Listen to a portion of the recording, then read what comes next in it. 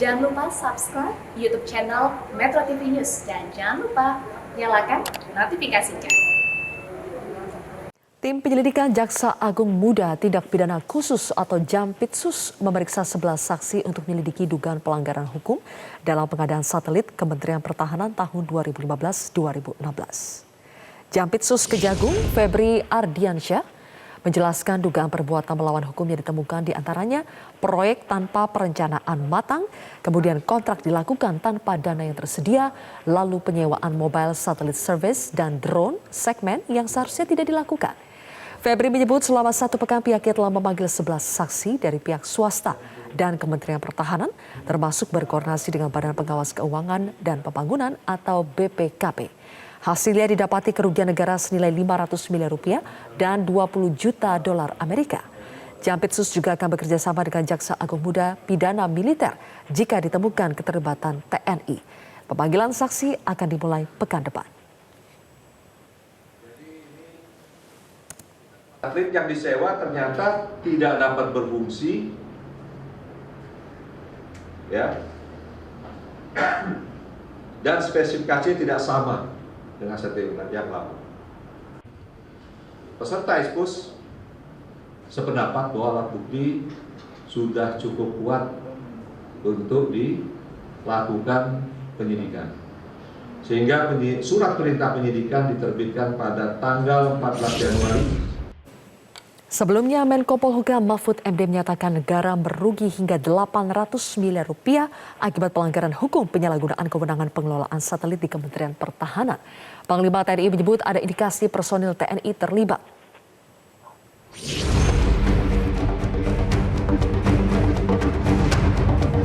Menko Polhukam Mahfud MD mengungkapkan adanya dugaan pelanggaran hukum terkait kontrak proyek satelit Kementerian Pertahanan tahun 2015-2016.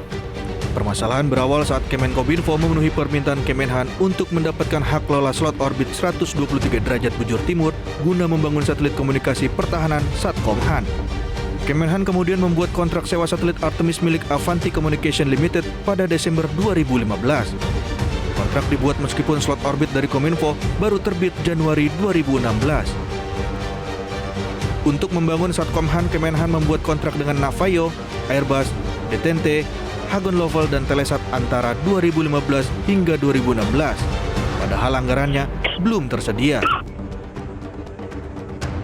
Di tahun 2016 anggaran telah tersedia, namun Kemenhan tidak mencairkan anggaran tersebut, justru mengembalikan hak pengelolaan slot orbit 123 derajat bujur timur kepada Kominfo pada 2018.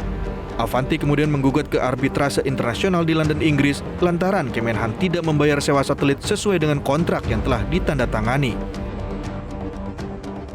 Pada 9 Juli 2019, pengadilan arbitrase menjatuhkan putusan yang mengharuskan negara membayar pengeluaran sewa satelit Artemis dan biaya lainnya senilai 515 miliar rupiah. Navayo juga mengajukan tagihan dan diputuskan di Pengadilan Arbitrase Singapura pada 22 Mei 2021. Yang mengharuskan Kemenhan membayar 314 miliar kepada Navayo. Kami menyampaikan ke Kejaksaan Agung untuk segera ditindaklanjuti karena kalau ada sesuatu pelanggaran hukum dari sebuah kontrak, kalau kita harus membayar, itu kita harus lawan. Gitu. Terus bagaimana? Ya yang bertanggung jawab yang membuat kontrak itu karena belum ada kewenangan dari negara di dalam APBN bahwa harus mengadakan itu, melakukan pengadaan satelit dengan cara-cara itu, apalagi itu terjadi sudah agak lama. Sementara itu, Panglima TNI Jenderal Andika Perkasa usai pertemuan dengan Jaksa Agung mengungkapkan adanya indikasi keterlibatan personel TNI dalam kasus pelanggaran hukum di balik kontrak pembayaran sewa satelit Kementerian Pertahanan periode 2015-2016. Andika menyatakan mendukung pengusutan kasus ini hingga tuntas.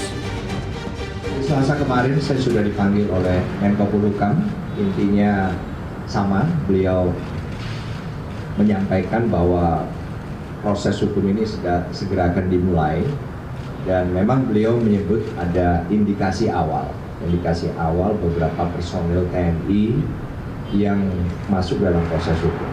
Oleh karena itu ya saya siap mendukung keputusan dari pemerintah untuk melakukan proses hukum ini.